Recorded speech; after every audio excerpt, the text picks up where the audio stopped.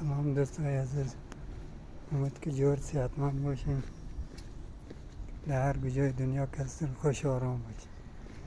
دوستای عزیز، امروز خواستم یک ویدیو بگیرم شهر تهران.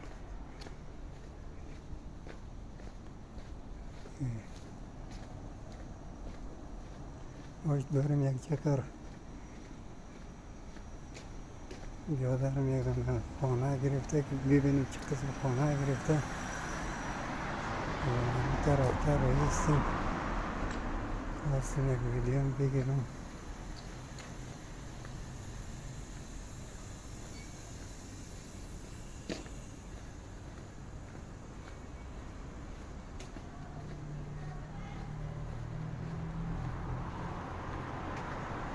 دوستای عزیز، چینل ما را لایک سابسکرایب کنید و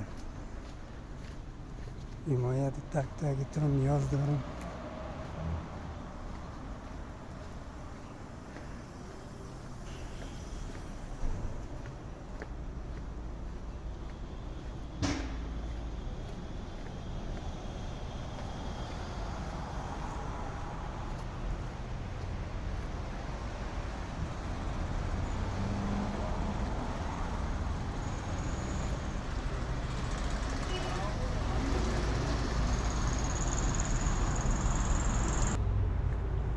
خب دوستای عزیزی، از طرف یوسف که اینجا گشته نمیتونه گرفتگیری بزیاد است.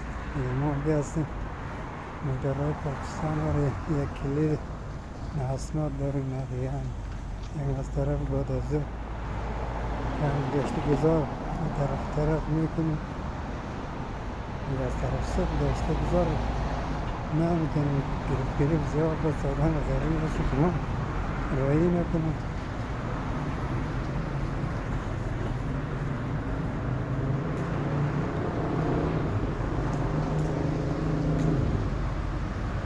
دوستای عزیز، حمایت تک نیاز داریم که چینل ما نوجود کنیم. این چینل ما را سابسکرایب کنیم، ممنونتان میشیم. راه را غلط کنیم از دیگر را